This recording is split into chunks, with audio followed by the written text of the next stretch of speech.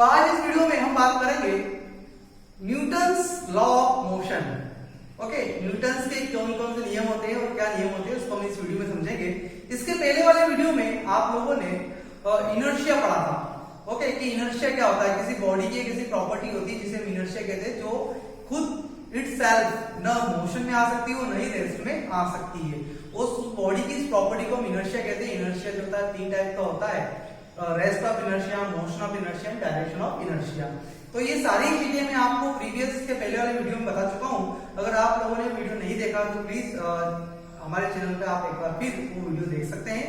तो हम इस वीडियो में बात कर रहे हैं न्यूटन्स लॉ ऑफ मोशन। तो न्यूटन्स लॉ ऑफ मोशन में न्यूटन ने तीन नियम दिए थे। तो पहला लॉ जो है वो क्या कहता है वो देख लेते हैं हम लोग। वो है आपका first law of motion. Okay, तो न्यूटन का पहला नियम क्या है? तो न्यूटन का पहला नियम जो है सेड इट इज इनर्शिया के इक्वल है। तो इनर्शिया क्या कहता है? इनर्शिया वही कहता है किसी बॉडी की वो प्रॉपर्टी जो खुद इटसेल्फ नहीं मोशन में आ सकती है, और कोई मोशन में अगर कोई बॉडी है तो वो खुद सेल्फ रेस्ट में नहीं आ सकती। तो उसी प्रकार से फर्स्ट लॉ ऑफ मोशन भी यही है। तो फर्स्ट लॉ ऑफ मोशन क्या है कि if any body in the motion then it is always in the motion. अगर कोई बॉडी अगर मोशन में है तो वो ऑलवेज मोशन में ही रहेगी, और अगर कोई बॉडी रेस्ट में है तो it is always in rest. Okay, never come to the motion when never apply any external force. या अपनी स्टेट को वो जब तक चेंज नहीं कर सकती जब तक कि उसको कोई एक्सटर्नल फोर्स ना लगाए। तो ये न्यूटन का पहला नियम है। और न्यूटन का पहला नियम का अगर स्टेटमेंट देखेंगे हम तो उसका स्टेटमेंट जो हमारा इनर्शिया है उसके स्टेटमेंट से एकदम सेम। तो कभी कभी हम यही बोल सकते हैं कि inertia and the Newton's first law, Newton का फर्स्ट लॉ ऑफ मोशन है वो था सेम, दोनों सेम है। ओके, तो इससे क्लियर होता है कि कोई बॉडी अगर रेस्ट में है तो it is always in the rest, और कोई बॉडी अगर मोशन में है तो ऑलवेज मोशन में रहेगी, है ना। वो कभी रेस्ट में नहीं आएगी कब तक, जब तक कि उसके ऊपर कोई भी एक्सटर्नल फोर्स नहीं लगाया जाए। और होता है सामान्य, जैसे हमारे घर के अंदर कोई वस्तु अगर कई सालों से अगर किसी कोने में पड़ी है तो वैसी ही रहती है। कब तक? जब तक कि हम खुद सेल्फ उसको अगर हटाने की कोशिश नहीं करते हैं। ठीक है, उसी प्रकार से अगर इसे मोशन की बात कर ले तो मोशन में भी अर्थ जो है वो सन के अराउंड मोशन कर रही है, तो वो कंटिन्यूअसली मोशन कर रही है। कब तक करती रहेगी? जब तक कि उसको कोई जाके रोकेगा नहीं। ठीक है, और किसी को पॉसिबल संभव नहीं कि कोई इसको जाके रोक दे कि बोले मैं जाता हूँ रोक के आता हूँ, तो नहीं होगा ऐसा। ठीक है, कोई चीज बस मोशन में है तो मोशन में ही रहेगी। तो वो आपका जो है ये किसको फॉलो करती है? न्यूटन के फर्स्ट लॉ ऑफ मोशन को। ओके स्टूडेंट, तो ये था हमारा न्यूटन का फर्स्ट लॉ ऑफ मोशन। अब न्यूटन का सेकंड लॉ ऑफ मोशन को स्टार्ट करने के पहले मैं आपको बताऊंगा momentum. What is the momentum? Momentum क्या होता है? ओके,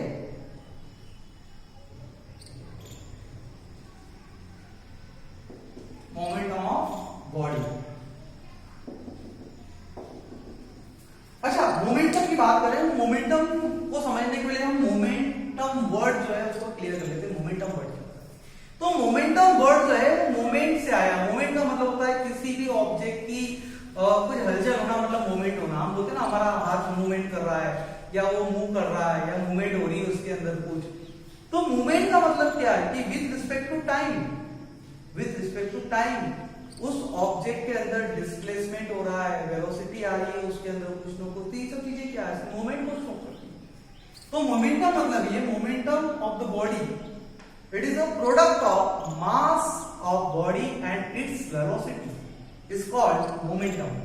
तो किसी भी बॉडी का मास और उसकी वेलोसिटी का जो प्रोडक्ट होता है उसको क्या कहा जाता है? मोमेंटम कहा जाता है। इट इज मोमेंटम का अगर फॉर्मूला लिखेंगे तो होगा आपका मोमेंटम इक्वल्स टू मास मतलब उसका वेट, वेलोसिटी, है ना, मास इनटू वेलोसिटी। तो मास उस ऑब्जेक्ट का मास और उसकी वेलोसिटी जो होगी वो क्या होगा? उसका प्रोडक्ट जो क्या कहलाएगा? मोमेंटम कहलाएगा। अब मास का मतलब क्या? मास और का मतलब ये कि जिसके अंदर ग्रेविटी ऐड ना हो वो मास, और जिसमें ग्रेविटी ऐड हो जाए तो वो वेट हो जाता है। तो मास मतलब जो ग्रेविटी को हटा दे उसके अंदर, विदाउट ग्रेविटी जो उसका वजन रहेगा वो उसका मास है। तो मास और वेलोसिटी का प्रोडक्ट है वो क्या कहलाएगा आपका मोमेंटम कहलाएगा। ओके क्लियर है।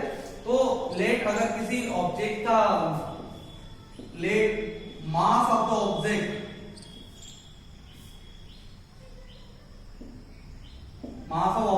m है and velocity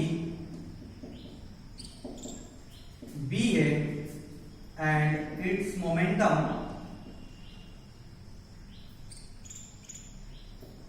is equal to p। और मोमेंटम क्या उसका p, मोमेंटम को p से डिनोट करते हैं। तो क्या होगा अच्छा उसका p is equal to m into v, that is p is equal to small p mv। Okay small p होगा, ठीक, स्मॉल p। ये होगा आपका momentum. Okay mass into velocity, उसका मास उसकी वेलोसिटी का जो प्रोडक्ट है वो मोमेंटम। और देखिए यहां पर अगर उसकी वेलोसिटी शून्य हो गई, जीरो हो गई, दैट इज उसका मोमेंटम भी क्या हो गया शून्य। तो स्वाभाविक बात है, मैंने कहा आप लोगों को कि कोई ऑब्जेक्ट अगर आपको हिलता हुआ दिखाई देगा तो आप बोलोगे मूवमेंट कर रहा है। अगर वो हिलता हुआ डुलता हुआ आपको नजर नहीं आएगा या कोई मोशन करता नजर नहीं आएगा तो बोलोगे मोमेंटम कर रहा है, नहीं मूवमेंट कर रहा है, नहीं कर रहा है। तो ऑब्जेक्ट अगर आपको कुछ हिलता हुआ नजर आएगा, हिलता हुआ नजर आ रहा है, इसका मतलब ये कि उसके अंदर कोई ना कोई वेलोसिटी है, और वेलोसिटी और स्वाभाविक बात उसका वेट भी होगा, मास भी होगा। तो वहां पर उन दोनों के जो प्रोडक्ट है उसको हम क्या बोलेंगे, मोमेंटम। ओके बच्चों क्लियर होगा यहाँ पर। तो the product of the mass and its velocity is called momentum of the body. चलिए तो मोमेंटम मैंने आपको इसलिए बताया क्योंकि मेरा जो सेकंड लॉ ऑफ मोशन जो है it is related with momentum. वो किससे रिलेटेड है, मोमेंटम से रिलेटेड है। ओके तो अब हम बात कर रहे हैं सेकंड लॉ ऑफ मोशन की। Second law of motion. Okay तो सेकंड लॉ ऑफ मोशन क्या कहता है, तो सेकंड लॉ ऑफ मोशन ये कहता है कि rate of change of momentum, the rate of change of momentum is directly proportional to the applied force। मतलब ये कि किसी ऑब्जेक्ट के मोमेंटम में जो चेंज हो रहा है, किसी ऑब्जेक्ट के मोमेंटम में जो चेंज हो रहा है वो चेंज उस ऑब्जेक्ट के ऊपर अप्लाई जो फोर्स कर रहे हैं उसके क्या होगा, वो डायरेक्टली प्रोपोर्शनल होगा। दैट इज ये कि जितना फोर्स ज्यादा लगाओगे उतना मोमेंटम भी क्या होगा, ज्यादा चेंज होगा। ये उसने कहा, वो सीधी बात होगा, 100% होगा कि आप किसी ऑब्जेक्ट को जितना ज्यादा धक्का दोगे, जितनी जोर से धक्का लगाओगे, जितना ज्यादा फोर्स दोगे, उसका मोमेंटम उतना ज्यादा क्या होगा, चेंज। तो यहां पर इसका सेकंड लॉ जो है वो यही कहता है the rate of change of momentum is directly proportional to the applied force, that is F directly proportional rate of change of momentum। Okay तो हम लेट कर लेते हैं हम लोग कि किसी ऑब्जेक्ट की जो इनिशियल वेलोसिटी ओके वो कितनी थी उसकी v1 है ना, और फाइनल वेलोसिटी कितनी थी उसकी, फाइनल वेलोसिटी कितनी v2 मतलब लास्ट वाली, क्योंकि हम कुछ फोर्स भी अप्लाई करेंगे यहां पर। ठीक है तो इनिशियल वेलोसिटी v1 थी और फाइनल वेलोसिटी v2 थी। Mass of object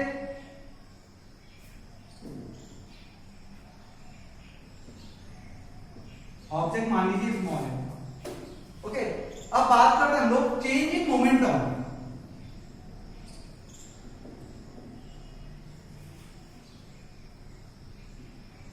change in momentum की बात करें लोग तो चेंज इन मोमेंटम क्या होगा, final momentum upon minus initial momentum,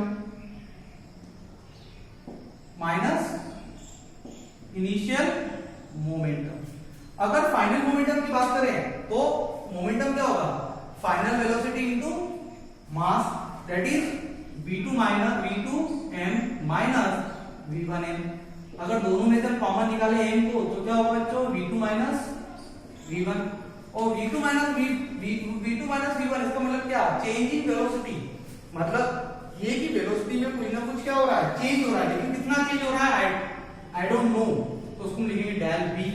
और चेंज इन मोमेंटम कितना होगा, डेल p, क्योंकि जब तक आपको वेलोसिटी में चेंज कितना होगा नहीं पता, जब तक आप लोग नहीं बता सकते कि मोमेंटम में भी चेंज कितना हो रहा है। ओके तो मैं यहां पर देखूं हो जाएगा मेरा del P is equal to mass into change in velocity. Okay, मैं दोनों तरफ अगर टाइम से चेंज इन टाइम से डिवाइड कर दूं, now divide by del P, change in time divide कर दो तो क्या हो जाएगा del P upon del T is equal to mass del P upon del. बच्चों अगर ध्यान देंगे मैंने आपको कहा कि चेंज इन मोमेंटम, तो मोमेंटम में जो चेंज हो रहा है वो directly proportional to the force, तो किसके बराबर होगा, किसके बराबर होगा, फोर्स के बराबर होगा। ये लिखा मैंने, rate of change of momentum directly proportional to the force, that is F. तो इसका मतलब ये कि ये जो आया मेरा, ये क्या हो गया, फोर्स हो गया, ये मेरा मास, और change in velocity with respect to time, that is acceleration. Acceleration definition क्या होती है, rate of change of velocity is called acceleration. तो यहां पर ये तो है बच्चों, del V upon del T का मतलब क्या हुआ, एक्सेलरेशन। तो ये क्या हो गया आपका a, that is mass into acceleration which is called force. और ये हमारे न्यूटन का क्या है, सेकंड लॉ, और इसकी यूनिट कितनी होगी, न्यूटन। कितनी होगी, न्यूटन।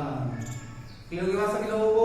तो ये है हमारा सेकंड लॉ ऑफ मोशन, ठीक है, second Newton second law of motion.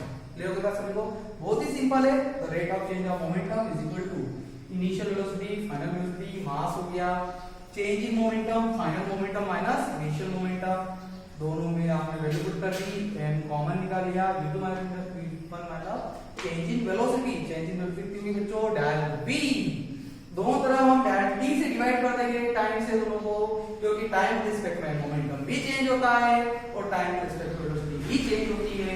तो यहां पर del p upon del t, del v upon del t, del v upon del t बात करेंगे तो दैट इज फोर्स। मैंने कहा आप लोगों को जितना मोमेंटम चेंज होगा उतना फोर्स भी चेंज होगा, या जितना मोमेंटम चेंज होगा उतना फोर्स होगा, ठीक है। तो ये आपका फोर्स हो गया, और del v upon del t हो गया आपका एक्सेलरेशन। तो it is a second Newton's law of motion, ठीक है।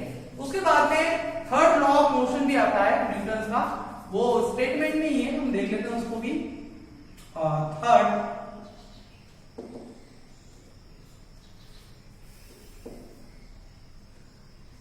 लॉ ऑफ मोशन, ठीक है भैया। न्यूटन का थर्ड लॉ ऑफ मोशन क्या कहता है, तो न्यूटन का थर्ड लॉ ऑफ मोशन कहता है कि every action has opposite and equal reaction. कि मतलब कोई ऑब्जेक्ट किसी अदर ऑब्जेक्ट पे जितना फोर्स लगाता है, वो ऑब्जेक्ट उस ऑब्जेक्ट सामने वाला ऑब्जेक्ट पे भी उतना ही फोर्स लगाएगा और इक्वल फोर्स लगाएगा। दैट इज ये वही वाली बात हो गई कि आपको किसने एक चाटा मारा तो आपने भी उससे एक चाटा कर दिया, खींच के बोले ये ले, तूने मेरे को मारा, बोले मैं तेरे को मारूंगा। तो ये एक्शन का क्या हुआ, रिएक्शन हुआ। या किसने किसी को डांटा तो उसको गुस्सा आता है, तो गुस्सा आना क्या हो गया, रिएक्शन। ओके, घर में आपको कोई मम्मी डांटती होगी, क्या तूने ऐसा किया, तूने वैसा किया, तूने ये क्यों करा, तूने वो क्यों करा, तूने ये काम क्यों नहीं किया, वो काम क्यों नहीं किया। तो मम्मी गुस्सा होती तो कहीं ना कहीं थोड़ा सा आपने को गुस्सा आता, मम्मी मैंने यार ठीक है नहीं किया तो नहीं किया, गुस्सा तो आया ना आपको। तो ये गुस्सा आया आपको कब आया, जब मम्मी ने एक्शन लिया। तो एक्शन का अपोजिट रिएक्शन, ओके। और वो भी कैसा, इक्वली, जितना गुस्सा आ रहा आपको उतना गुस्सा मम्मी, जितना गुस्सा मम्मी को आ रहा है उतना गुस्सा आपको भी आ रहा है, तो इक्वल एंड अपोजिट रिएक्शन हो गया। तो यहां पर भी ऐसा ही होगा कि कोई ऑब्जेक्ट किसी सरफेस पे जितना फोर्स लगाएगा वो सरफेस भी उस ऑब्जेक्ट को उतना ही क्या लगाएगी, फोर्स लगाएगी। तो ये न्यूटन का क्या है, न्यूटन का थर्ड लॉ ऑफ मोशन। अब उसका एग्जांपल क्या है, एग्जांपल सबसे अच्छा ये है कि कोई किताब अगर किसी सरफेस से रखी हुई है, जैसे फॉर एग्जांपल अगर बात करूं इस बुक की, ओके, आप ही की बुक है 11, तो ये बुक अगर यहां पर रखी हुई है और ये बुक जितना फोर्स मेरे हाथ पर लगा रही है नीचे की ओर, उतना ही फोर्स मेरा हाथ बुक पे ऊपर क्यों लगा रहा है। और जिस समय ये दोनों फोर्स एक दूसरे से डिसबैलेंस हो जाएंगे, मतलब ये कि कोई एक फोर्स दूसरे फोर्स से ज्यादा होगा, ये बुक कहां जाएगी, नीचे, है ना। क्यों हो जाएगी, क्योंकि बैलेंस नहीं हो रहा है। बैलेंस होगा तो ऑब्जेक्ट गिरेगा, नहीं गिरेगा ना। आपने देखा होगा वो जादू करता है, इसमें रहता ही करता है, नहीं नहीं नहीं नहीं नहीं, इसका मतलब क्या, क्यों बैलेंस कर रहा है उसको, इतना मतलब दोनों तरफ से एकदम जो फोर्स लग रहे हैं वो उसको बैलेंस कर रहा है। तो यही चीज है कि जैसे ये उंगली ली, जैसे ये दोनों मैंने इसको इधर से फोर्स लग रहा है, इधर से फोर्स लग रहा है, दोनों बराबर लग रहे हैं तो कहीं जाएंगे। लेकिन जहां से अगर मैंने यहाँ का फोर्स बढ़ाया, ये इधर चला जाएगा, ये इधर चला जाएगा, ठीक है। तो इसका मतलब ये कि दोनों इक्वल, अगर इक्वल और अपोजिट है तो वो स्टेबल कंडीशन में रहेगा, लेकिन जहां पर भी एक फोर्स ज्यादा हुआ तो वो अनस्टेबल हो जाएगा, ओके। लेकिन न्यूटन का थर्ड लॉ ऑफ मोशन यही कहता है कि हम जितना फोर्स लगाते हैं सामने वाला भी उतना ही फोर्स लगाता है, ओके। तो ये होता हमारा थर्ड लॉ ऑफ मोशन। जैसे ये टेबल है, टेबल पे कोई बुक रखी हुई है, जितना फोर्स ये ऑब्जेक्ट नीचे की ओर लगा रहा है F1, उतना ही ये टेबल इस बुक पे लगा रही है फोर्स इक्वल F2। तो मतलब ये F1 equal to F2 equal in opposite direction. तो ये है हमारा न्यूटन का third law of motion, okay. और इसका एग्जांपल एक और भी है, बंदूक से हम जब गन चलाते हैं, तो देखा होगा आप लोगों ने कि हमेशा कंधे पे रखते हैं, कंधे के यहाँ पे रखते हैं, क्योंकि जब गोली आगे की जाती है तो बंदूक पीछे की ओर आती है, जब भी तो कंधे पे रखते हैं, यहाँ पर उड़ा देते हैं ना। तो क्यों हो रहा है यहाँ पर? क्योंकि जब गोली आगे की ओर जाएगी तो बंदूक पीछे की ओर आएगी, तो इक्वल एंड अपोजिट रिएक्शन होगी। तो जितना फोर्स आगे को लगेगा उतना ही फोर्स पीछे की ओर लगेगा, इसलिए कंधे का सहारा देते हैं उसके यहाँ कि बंदूक एकदम पीछे की ओर नहीं गिर जाए, तो गिर गई तो सामने का उड़ा देगा आपको बंदूक से, है ना। तो वो आपके हाथ में रहे, सलामत रहे, इसलिए उसको कंधे का सहारा है, क्योंकि इक्वल एंड अपोजिट रिएक्शन होती है वहां पर, ठीक है बच्चों। तो यहाँ पर हम लोगों ने आज न्यूटन के first law, second law, third law को पढ़ा यहाँ पर। आई होप आप लोगों को समझ में आया हो, और बुक में बहुत अच्छे दे रखा है, आप लोग उसको स्टडी करें। मैंने आपको शॉर्ट में समझा दिया है यहाँ पर, डेफिनेशन वगैरह, एग्जांपल्स जो है आप लोगों को इजीली मिल जाएंगे, okay. So thank you for watching, and इस के बाद में अगले टॉपिक की बात करेंगे लोग, तो कमिंग सून, अगले नया ही आपका जल्दी नया वीडियो जो है अपलोड कर दिया जाएगा। तो thank you for watching, like and subscribe our channel, thank you so much.